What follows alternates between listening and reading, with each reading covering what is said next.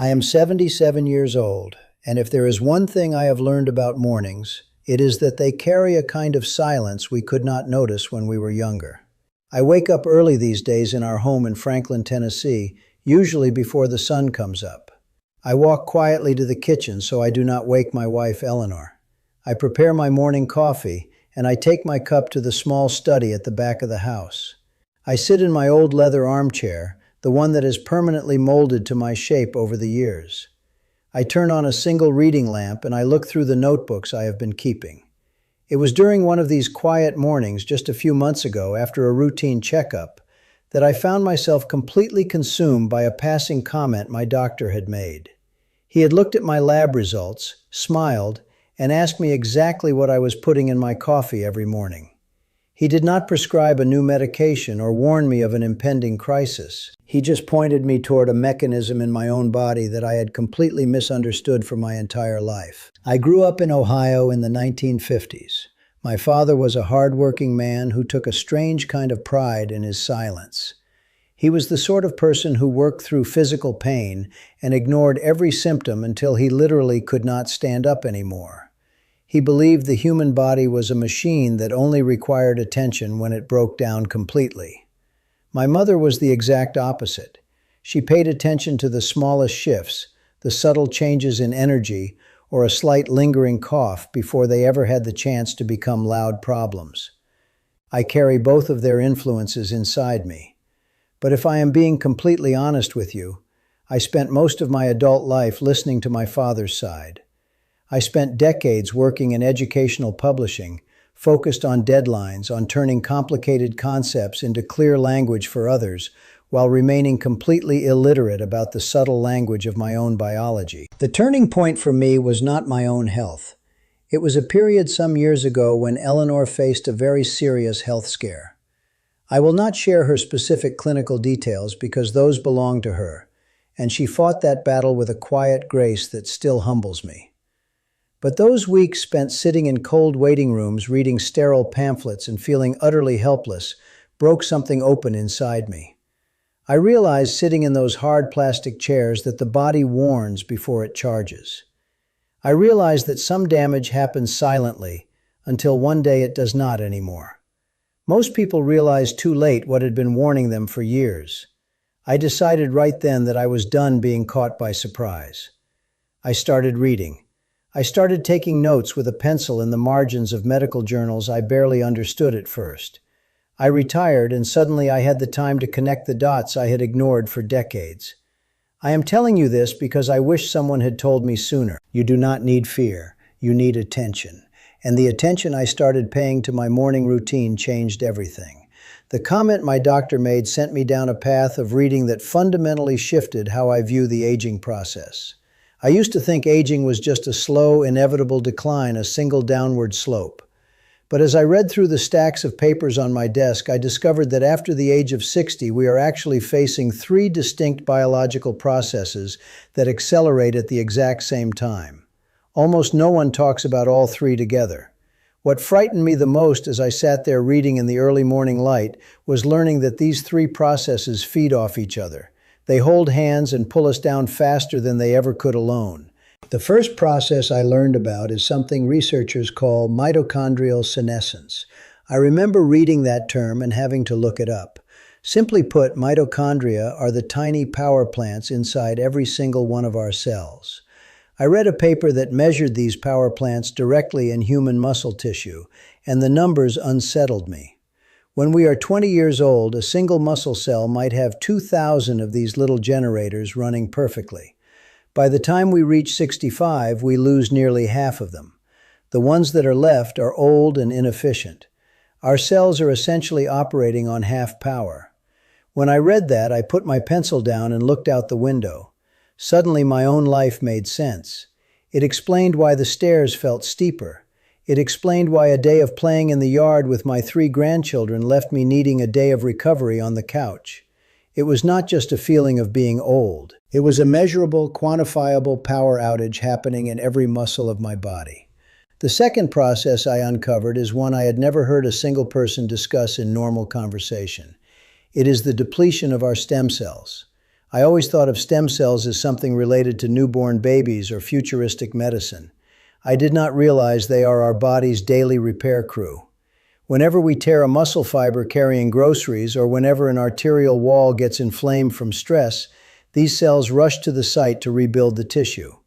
But the studies I found showed that by my age, the circulating populations of these repair cells have dropped by roughly 70% compared to a young adult.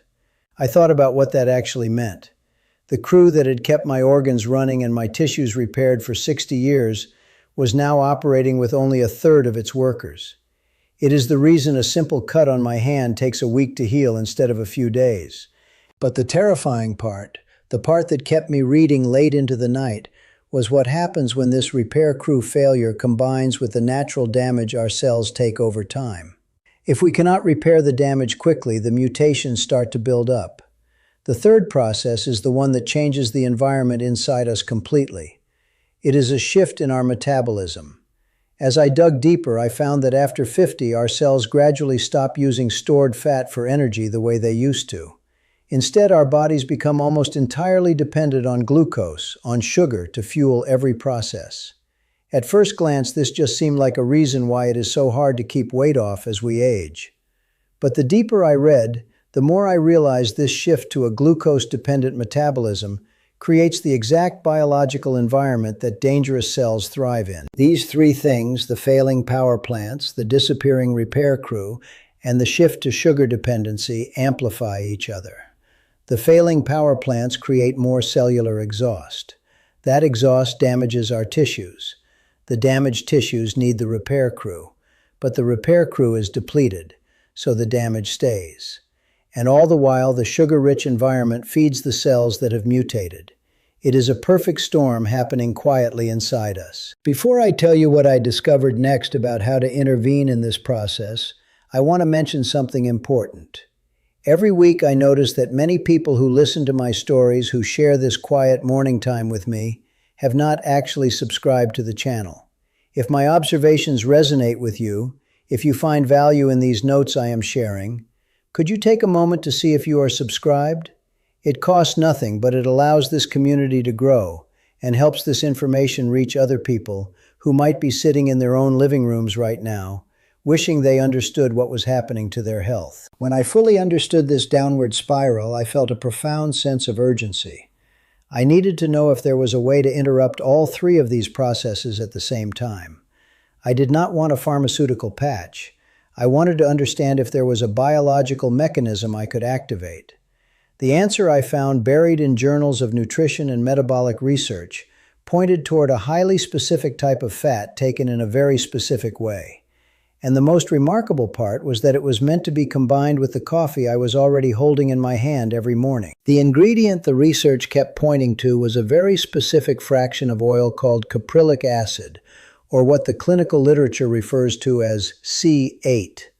I had heard of people putting butter or coconut oil in their coffee, but I had always dismissed it as a passing internet trend. I am a skeptic by nature. I need to see the mechanism. So I started reading about how this specific C8 oil behaves in the human body. I learned that all the fats we normally eat, like the olive oil I love or the butter on my toast, are long-chain fats. They take hours to digest. They travel through the lymphatic system, and they often end up stored around our waistlines before they are ever used for energy. But this C8 oil is structurally different. The carbon chain is very short. Because of this tiny structural difference, it bypasses the normal digestive route completely. When I consume it, it goes directly through the portal vein straight to my liver, and the liver instantly converts this oil into a molecule called a ketone, specifically one called beta-hydroxybutyrate. I had always associated ketones with extreme fasting or those very restrictive diets my daughter Rebecca, who is a dietitian, sometimes discusses. What I did not know, what amazed me as I read it, was that consuming this specific C8 oil produces these ketones even if you are not fasting, and even if you ate carbohydrates the night before. Understanding what these ketones actually do in a 77-year-old body was the turning point for me. I mapped out 5 distinct mechanisms in my notebook. The first thing I learned is how this mechanism targets the most dangerous fat in our bodies. I read a trial measuring adults our age over 16 weeks. They compared people taking this specific oil to people taking the same amount of calories from olive oil. The people using the C8 oil lost significantly more weight, but what mattered to me was where they lost it. They lost the visceral fat.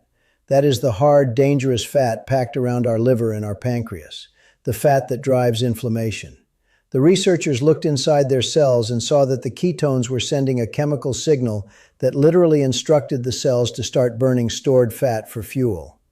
I remember touching my own stomach, thinking about the invisible fat wrapping around my organs, and realizing I now knew a way to signal my body to burn it away. The second mechanism is the one that gave me the most hope. It addressed those failing power plants, the mitochondria. For years, I had accepted that losing my energy was just the cost of getting older. But I found a paper showing that this specific ketone activates a master protein in our cells. This protein acts like a foreman on a construction site, ordering the cell to build brand new mitochondria. When I read that participants in a study had built 28% more mitochondria in their muscle cells in just 4 weeks, I could hardly believe it. It meant I could actually rebuild the energy capacity I thought was gone forever.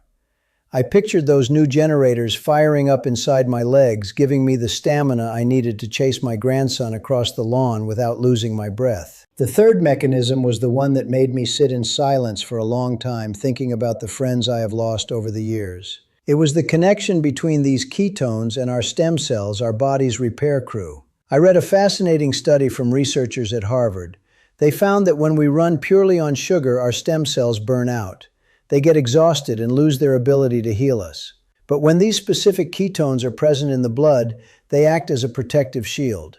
They inhibit a specific enzyme, which essentially puts the stem cells into a protected resting state.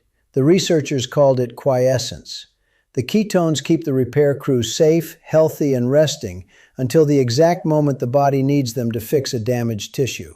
By simply drinking this oil, I was preserving my body's ability to heal itself. The fourth mechanism was perhaps the most complex, but also the most profound. It required me to read about a Nobel Prize-winning biochemist named Otto Warburg from the 1930s. He discovered something fundamental about how dangerous mutating cells survive. He found that they have a massive, unrelenting addiction to sugar. They consume glucose at incredibly high rates because their own mitochondria are broken. They cannot use fat or ketones for fuel. They can only ferment sugar. As I sat in my chair processing this, the logic hit me with a heavy physical weight. When our bodies age and shift to a glucose-dependent metabolism, we are constantly flooding our system with the exact fuel that these mutated cells desperately need to grow. But by introducing ketones through this morning oil, we change the environment. Our healthy cells, which still have functioning mitochondria, adapt beautifully to burning ketones. They thrive on it. But the mutated cells cannot use it. They are starved of their primary fuel. Now, I want to be very clear because I am a careful man. I am not saying this cures anything. I am not making medical claims. But the science clearly showed me that elevating ketones while keeping blood sugar low creates a metabolic environment that is fundamentally hostile to the growth of those dangerous cells.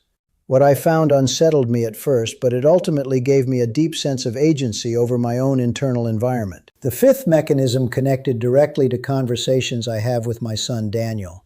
He is a civil engineer and a very practical man. He is always reminding me to keep lifting weights in the garage to keep my strength up. Muscle loss as we age is devastating. It ruins our metabolic rate and destroys our immune reserves. Usually when you try to lose fat, you lose muscle along with it.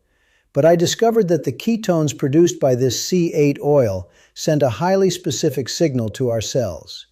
They activate a pathway that tells the body to build muscle, while simultaneously sparing the muscle we already have from being broken down for energy. I read a study of adults my age where they actually gained lean muscle mass while losing fat just by adding a small amount of this oil to their daily routine. Conventional wisdom said that was impossible. The biology proved otherwise. And then I finally understood why the coffee itself was so important. It is not just a flavor choice. It is a biological synergy. I learned that caffeine acts like a key that unlocks our fat storage cells. It tells those cells to release stored fat into our bloodstream. But if there is no demand for that fuel, the fat just circulates and goes right back into storage. That is where the oil comes in. The ketones create a massive metabolic demand. The caffeine opens the door and the ketones provide the incinerator. Together they create a fat-burning environment that is more than double the effect of either one alone. Once I understood the science, I had to figure out how to actually do it. And I will tell you, I made every mistake possible in my own kitchen before I got it right. The protocol matters. If you do this wrong, you lose the benefit, and you might just end up with a terrible stomachache. First, I learned the hard way that you cannot buy just any cheap oil off the shelf. I bought a cheap bottle once and quickly realized it was mostly lauric acid, the C12 fraction. That type of fat behaves like a long-chain fat. It takes hours to digest, it does not produce the quick ketones, and it gave me absolutely none of the benefits I was reading about. I had to learn to read the labels carefully and find pure caprylic acid, pure C8. It costs a little more, but the biological difference is the entire point of the exercise. Second, I learned about patience. When I finally got the right oil, I was so eager that I poured a large spoonful into my cup on the very first day. My liver, which processes all of this oil, was completely overwhelmed. I spent that morning feeling nauseous and uncomfortable. I thought the science was wrong. It turned out my son Daniel was right when he always tells me to simplify and pace myself. I started over. I began with just 1 small teaspoon, 5 measly grams on an empty stomach. I did that for nearly a week. My body adapted perfectly. Only then did I slowly increase it over a month until I reached a full tablespoon. I never exceed that amount. Third, I committed the most common mechanical error. I poured the oil into my hot coffee and I stirred it with a spoon. The oil just pooled on the surface in thick, greasy circles. When I drank it, I was getting coats of pure oil hitting my stomach all at once. It tasted awful and the absorption was terrible. The absolute rule I follow every single morning now is that it must be blended. I bought a small handheld milk frother. I put my coffee in a tall mug, I add the teaspoon of C8 oil, and I blend it aggressively for 20 seconds. The oil breaks down into microscopic droplets and binds with the coffee. It turns into a rich, creamy emulsion that looks like a latte. It tastes wonderful, and it absorbs uniformly. Sometimes I add a small pat of grass-fed butter to the blender as well. It makes the drink incredibly satisfying, and it provides short-chain fats that I learned are wonderful for the lining of the gut. The timing of this routine became my morning anchor. I drink this blended coffee within the first hour of waking up before I have eaten a single bite of food. And then I do something that I thought would be difficult, but turned out to be remarkably easy. I delay my breakfast.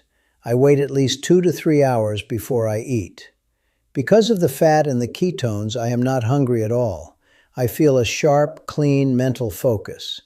During those quiet hours reading in my chair, my body is in a profound metabolic window. It is producing ketones, it is rebuilding mitochondria, it is preserving my stem cells, and it is burning stored fat. I protect that window carefully. I do not break it with a piece of toast or a piece of fruit, because I know the moment carbohydrates enter my system, my insulin will spike, and the ketone production will shut down instantly. I paired this new morning habit with what the researchers suggested. I reduced my overall food portions just slightly, keeping in mind that the oil itself has calories. And I listened to Daniel. I go out to the garage 3 times a week and I do simple resistance exercises. Squats against the wall, pulling on resistance bands, lifting a pair of heavy dumbbells. I do this after I have had my morning coffee, while those ketones are circulating. I feel a sustained, steady energy that I have not felt in 20 years. And I always make sure to eat a good source of protein a few hours later to give my body the building blocks it needs. Aging well starts with what you stop ignoring. When I began this routine, I did not expect miracles. In the first 2 weeks, the only thing I noticed was that the heavy brain fog I used to experience around 10 in the morning completely vanished. My mind felt sharp and clear because my brain cells were thriving on this new preferred fuel. It was not until the 3rd or 4th week that I noticed my trousers fitting differently around my waist. The visceral fat was beginning to recede. By the 2nd month, the physical stamina returned. The fatigue that used to sit heavy on my shoulders lifted. I am 77 years old. I do not have the body of a young man, and I do not pretend to. But I am no longer accelerating quietly toward frailty. My lab work has changed. My inflammatory markers have dropped. My doctor was right to ask me about my coffee. I found a way to intervene in my own biology simply by changing the fuel I provide my body first thing in the morning. If this makes sense to you, if you recognize the signs I have described in your own life, you might consider looking into this protocol yourself. Start small. Blend it well. Give your body the time to adapt. I am telling you this because the years we have left are too precious to spend running on empty.